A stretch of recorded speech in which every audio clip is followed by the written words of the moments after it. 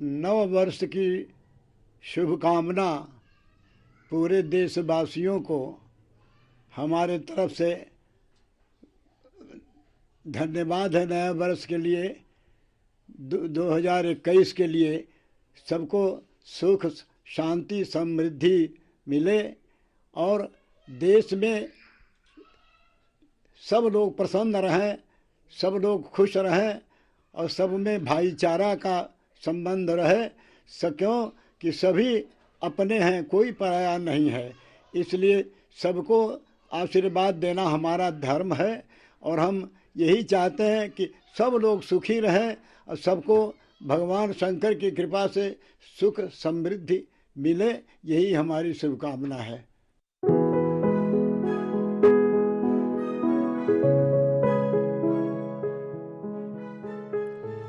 काशी का हस्तशिल्प अपनी विविधताओं के कारण दुनिया भर में मशहूर है। यहाँ की बनी कलात्मक पत्थर की मूर्तियाँ, विविध रंगों के संयोजन और सर्वोत्कृष्ट डिजाइन के लिए विश्व प्रसिद्ध बनारसी साड़ियाँ, कलात्मक गुलाबी मीनाकारी की बनी वस्तुएं, जरी जरदोजी की बनी बारीक कसीदाकारी के वस्त्र आभूषण, मिट्टी के बने दैनिक उपयोग व साज सज्जा की कलात्मक वस्तुएं, ये सभी हस्तशिल्प तमाम विविधताओं के बावजूद अपने ग्राहकों से गहरे, मजबूत और भावनात्मक रिश्तों से एक दूसरे से जुड़े हुए हैं, जो विविधता में एकता का प्रसार कर रहे हैं। ये सभी हस्तशिल्प पर्यटकों के आकर्षण का केंद्र है। इन कलात्मक हस्तशिल्पों में यहाँ की परंपरा संस्कृति की झलक देखने को मिलती है। हाथों द्वारा निर्मित सुंदर व कलात्मक वस्तुओं का इस्तेमाल सभी करते हैं। ये वस्तुएं विविधता में एकता का उपमा रहित उदाहरण है। यहाँ के हस्तशिल्प की बनी कलात्मक वस्तुएं व परिधान पूरे विश्व में ख्याति प्राप्त कर रही हैं। हस्तशिल्प हाथों के हुनर और भावनात्मक रचना का ऐसा उत्पाद है जिसे शिल्पकार अपने सधे हाथों से सरल उपकरणों की सहायता से करते हैं। कहा जाता है कि शिल्पकार का अपनी कला के प्रति इतना लगाव होता है कि वे पत्थरों को तोड़कर, काटकर उसे तराशने में भी आनंद की अनुभूति करता है। ऐसा माना जाता है कि पत्थर की बनी वस्तुओं का प्रचलन पाषाण काल से है, जब मनुष्य के पास कोई संसाधन नहीं था, तो वे सबसे पहले पत्थरों के औजार बनाकर उसका उपयोग करना शुरू किया। धीरे धीरे मनुष्य विकास की ओर आगे बढ़ा, तो पत्थर की वस्तुओं का स्वरूप भी बदला। घरेलू उपयोग की वस्तुओं से लेकर देवी देवताओं, संत महात्माओं व साज सज्जा की कलात्मक वस्तुओं ने इनका रूप ले लिया। इन मूर्तियों को ये शिल्पकार दो तरीके से बनाते हैं। यदि किसी महिला या पुरुष की मूर्ति बनानी होती है, तो उसकी तस्वीर लेकर उसके अनुरूप पहले मिट्टी की मूर्ति बनाते हैं। उसके बाद उस पर प्लास्टर ऑफ पेरिस लगाते हैं। प्लास्टर ऑफ पेरिस के सूख जाने के बाद उसे पत्थर की मूर्ति बनाने के लिए उस मूर्ति को समीप में रखकर, पत्थर को तोड़कर, उसे काटकर कंपास, छेनी, हथौड़े तथा अन्य छोटे बड़े औजारों की सहायता से बहुत कठिन परिश्रम से इन मूर्तियों में रूह भर देते हैं।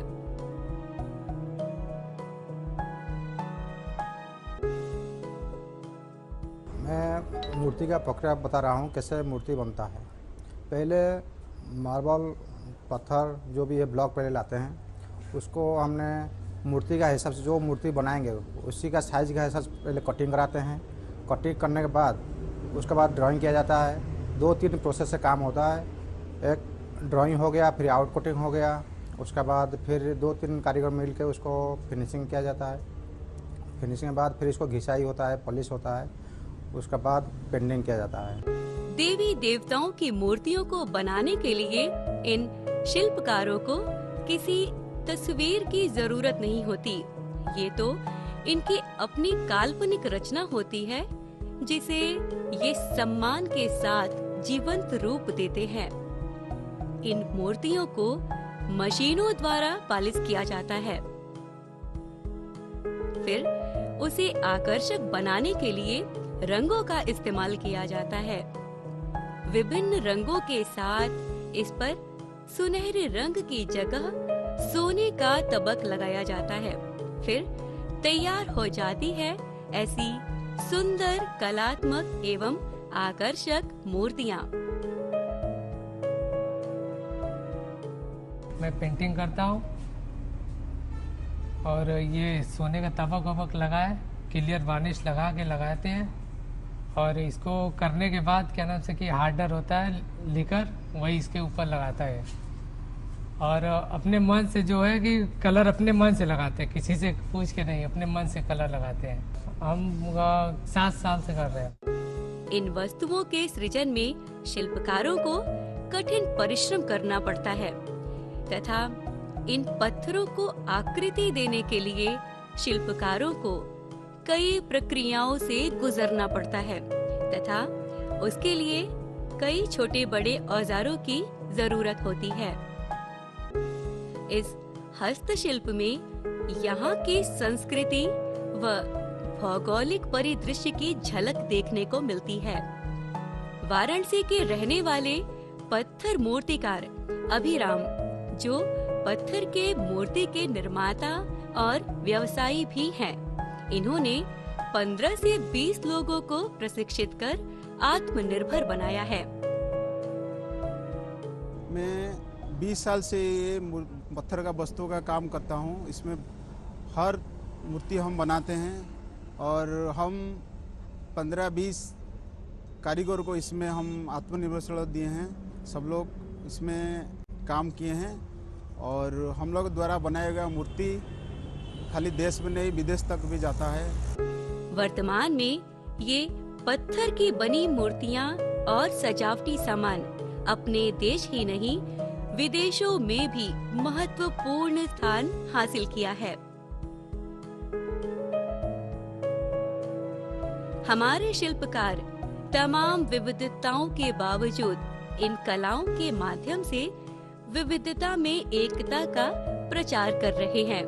हिंदू देवी देवताओं के साथ साथ बौद्ध धर्म के संस्थापक महात्मा बुद्ध की मूर्तियाँ, संत मदर टेरेसा की मूर्ति, संविधान निर्माता अंबेडकर जी की मूर्तियाँ का निर्माण कराकर ये अपनी कला में भारतीय सभ्यता व संस्कृति को दर्शाते हैं, तो दूसरी ओर विविधता में एकता का प्रदर्शन भी कर रहे हैं, जो एक भारत श्रेष्ठ भारत का अद्वितीय उदाहरण है।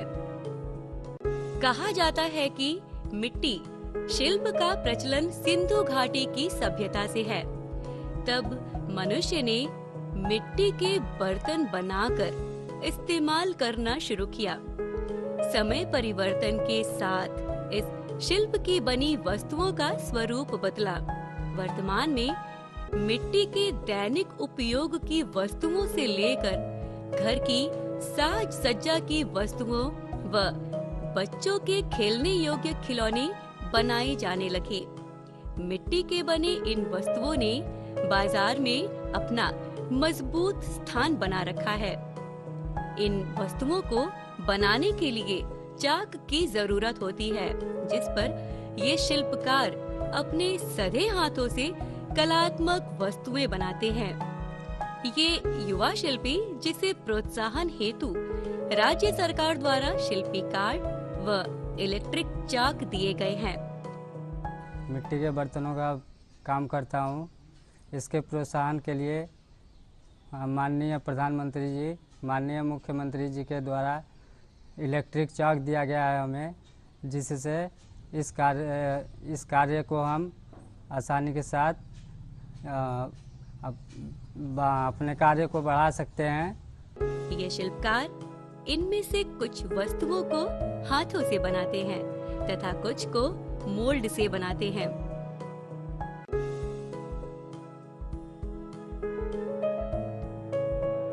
इस शिल्प के शिल्पकारों ने अपनी वस्तुओं के निर्माण में अपनी परंपरा व संस्कृति का खास ख्याल रखा है। जहां एक ओर शिल्पकार इन वस्तुओं को आधुनिक रूप देने में लगे हैं, वहीं हमारी राज्य सरकार द्वारा शिल्पियों को प्रोत्साहन के लिए, इनके मनोबल को बढ़ाने के लिए शिल्पी कार्ड, इलेक्ट्रॉनिक चाक तथा डिजाइनर दीप बनाने के लिए मशीनी उपकरण भी दिए हैं। इसके पीछे सरकार का ये मकसद भी है कि विविधताओं से पूर्ण हस्तशिल्प को बढ़ावा मिले, साथ ही इसके माध्यम से और लोगों को भी रोजगार से जोड़ा जाए। हमारे लिए गर्व की बात है, कुछ निजी विद्यालयों में इस शिल्प का प्रशिक्षण दिया जा रहा है, जिससे वे छात्र चाहे तो इस शिल्प के क्षेत्र में अपना भविष्य बना सकते हैं। राज्य सरकार द्वारा खादी ग्राम उद्योग की तरफ से दिया बनाने की मशीन मिला है।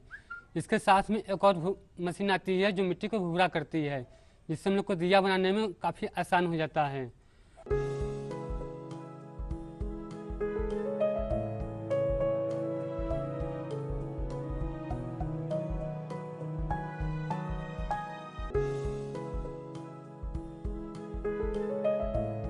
मिट्टी शिल्प की बनी वस्तुएं सबसे लोकप्रिय शिल्प है, जिससे शुद्धता व पवित्रता की भावना स्फुटित होती है। कुछ दिन पहले मुझे गुरु शिष्य परंपरा की ट्रेनिंग मिली थी, जिसमें महिला और पुरुष मिल करके 15 व्यक्तियों ने सीखा और वो सीख करके अपने घर बैठ करके अपना परिवार का पालन पोषण भली भांति कर रहे हैं। ये मिट्टी का कार्य जो है हमारे घर पुश्तैनी कार्यक्रम है। हमने सन 93 से इसको सीखा और सीखने के बाद में इसको आगे बढ़ाया। हमसे हमारे बच्चे भी सीखे, बच्चे भी कार्य कर रहे हैं। अब जैसे दिया हुआ, ये हर जगह काम आता है, पूजा पाठ से लेकर सब जगह काम आता है। और ये जो है ये छठ पूजा के काम में आता है। तो मिट्टी का बर्तन हर जगह उपयोग होता है। दिन दिन इसका डिमांड जो है और बढ़ता जा रहा है और इसको करने से आराम से आदमी अपने घर में अपने बच्चों के साथ, परिवार के साथ अपना पालन पोषण कर सकता है।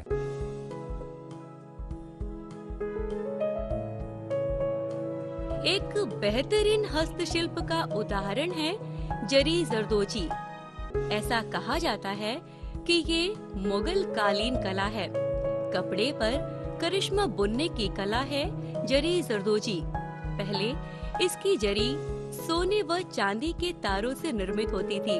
उसके वस्त्र और परिधान एवं आभूषण काफी महंगे होते थे, जो आम आदमी के पहुंच से बाहर था।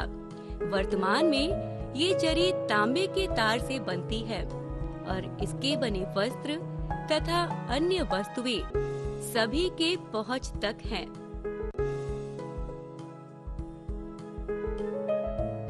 जरी जरदोजी से हिंदू देवी देवताओं के वस्त्र आभूषण, विभिन्न डिजाइन के क्रिश्चियन का क्रॉस, साड़ियाँ, शेरवानी, सूट तथा ज्वेलरी, बटुआ, मिलिट्री के शोल्डर टैग, स्कूलों के बैज तथा अन्य विभागों का प्रतीकात्मक चिन्ह तथा अन्य वस्तुओं को भी इस कढ़ाई द्वारा बनाया जाता है। ये हस्तशिल्प बहुत ही महीन कारीगरी है। इसकी कसीदाकारी करने के लिए कपड़ा, धागा, बुलियन, तबका, मोती जैसे कई वस्तुओं की जरूरत होती है। इस क्षेत्र में पुरुषों के साथ महिलाएं भी अपने परंपरागत शिल्प को आगे बढ़ा रही हैं। 3 पीढ़ी से काम करते चले आ रहे। मेरे बाप करते थे, अब हम कर रहे हैं। उसके बाद में बच्चों को सिखाया, उनको पढ़ाया लिखाया, बीए कर ली ने बेटी मेरी। इसमें देखिए कसब लग रहा है, कंगनी लग रही है, कोरा लग रहा है, दबका लग रहा है, यानी मखमल लग रही है, स्टोन लग रहा है, पोत लग रही है, गोल्डन मोती लग रही है, बुलियन लग रही है। इतना मटेरियल इसके अंदर लगता है तो ये किरिक मकुट हो जाता है।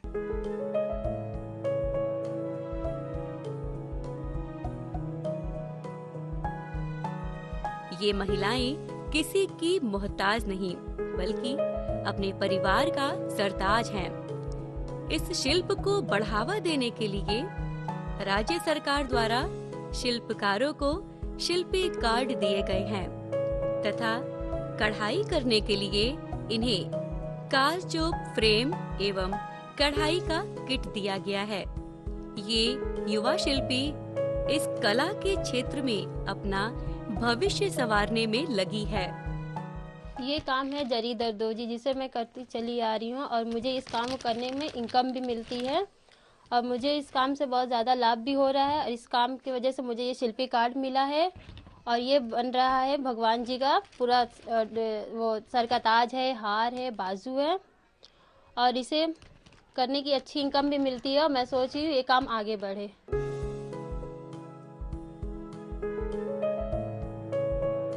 बड़े कठिन परिश्रम से अपने उंगलियों की सहायता से इस बुनाई को करने वाले ये शिल्पकार अपने पूर्वजों के अनुभव, परंपरा व संस्कृति को संरक्षित कर उनका संवर्धन कर रहे हैं। मैं जरी का काम करता हूँ, ये 30-35 साल से कर रहा हूँ। ये काम जो तो पूरे वर्ल्ड में बनता है, जाता है यहाँ से बन करके। ये इंग्लैंड का काम है, ये अमेरिकन है, ये अमेरिका का बनता है, हेड कैप है। ये देखिए कृष्ण जी का काम है।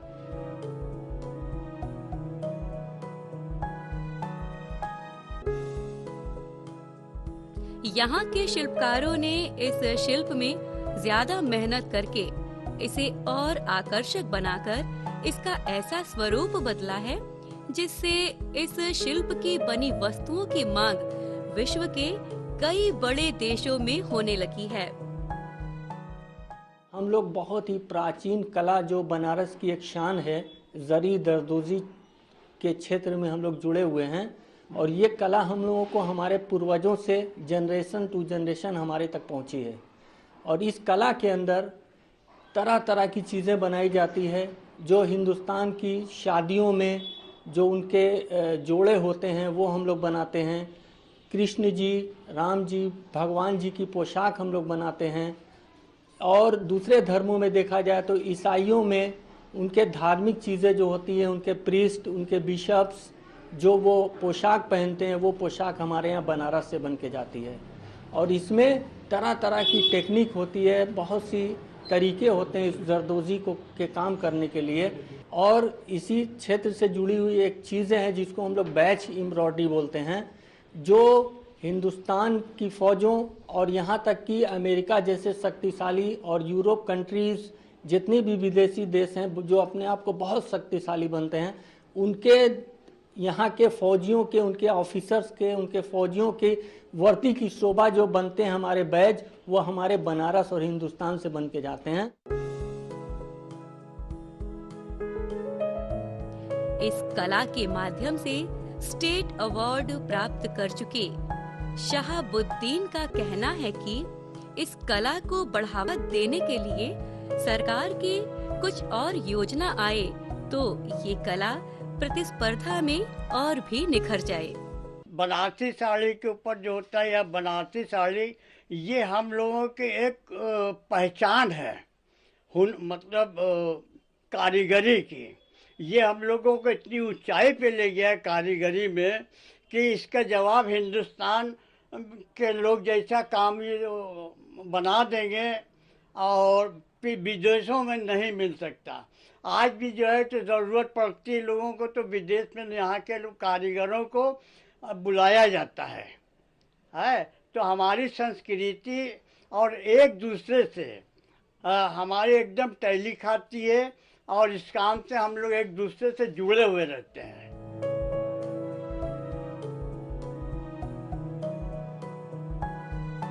ये कलाएं तमाम विविधताओं के बावजूद विश्व स्तर पर भारतीय एकता का प्रचार प्रसार कर रही हैं। काशी की गुलाबी मीनाकारी विश्व प्रसिद्ध है। ये किसी पहचान की मोहताज नहीं।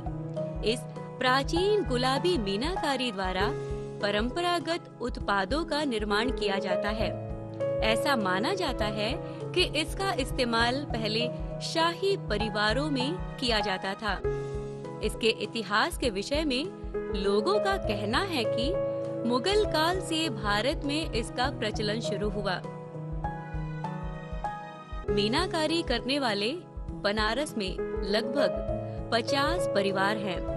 मीना एक प्रकार का मेटेलिक कलर होता है जिसे पीसकर चंदन के तेल में मिलाकर ब्रश की सहायता से सोने चांदी की ज्वेलरी व सजावटी वस्तुओं पर चढ़ाया जाता है। सबसे पहले वस्तुओं को आकार देकर उसको इनग्रीव किया जाता है, फिर उस पर मीना लगाया जाता है। वाराणसी के गाय घाट निवासी मीनाकारी के मशहूर शिल्पकार कुंज बिहारी, जो नेशनल अवार्ड प्राप्त कर चुके हैं, इसके अलावा ये कई पुरस्कार से सम्मानित किए जा चुके हैं। ये अमेरिका इंटरनेशनल स्कूल की 20 छात्रों की प्रतिनिधि मंडल को अपने आवास पर प्रशिक्षण भी दे चुके हैं, जिसमें America, south Korea, Japan, Morocco, Serbia, Yugoslavia के छात्र शामिल थे। सऊदी अरब के विश्व प्रसिद्ध जानाद्रियाह फेस्टिवल में कुंज बिहारी अपना जादू दिखा चुके हैं। काशी का ये हस्तशिल्प मेहमानों की मेजबानी में भी अहम भूमिका निभाता है। मीनाकारी शब्द जो है ये पर्शियन वर्ड मीनू से बना है। ये 400 वर्ष मुगलों के समय में भारत में आई और मीनाकारी अन्य जगहों पे भी होती है, लेकिन ये गुलाबी मीनाकारी जो है, ये गुलाबी शब्द यहाँ पे जो मीनाकारी होती है उसमें गुलाबी वर्ड जो है इसलिए बना है कि उसमें गुलाबी रंग का प्रयोग होता है। वो गुलाबी रंग जो सोने से बनता है और उसको चंदन के तेल में मिला के लगाते हैं। 600 से 1200 डिग्री टेम्परेचर पे हीट होने के बाद ये रंग अस्थायी होते हैं और इस शिल्प से बने हुए वस्तुओं का उपयोग हमारे भारत में हर धर्म के लोग करते हैं। शादी में, विवाह में, किसी को उपहार देने में, अन्य अवसरों पे ये हमारे भारत को एक बनाता है। और ये कला क्योंकि सर्वोत्तम कला है, ये हमारे भारत को श्रेष्ठ बनाता है। इस कला के माध्यम से मैंने स्विट्जरलैंड जेनेवा में और सऊदी अरब रियाद में जनद्रिया फेस्टिवल में भी किया है और वहाँ पे मेक इन इंडिया की तरफ से मैंने अपने भारत का सर्वश्रेष्ठ कला का प्रदर्शन किया है और हमें भारत को हमारे बहुत ज़्यादा ख्याति मिली इस कला की वजह से।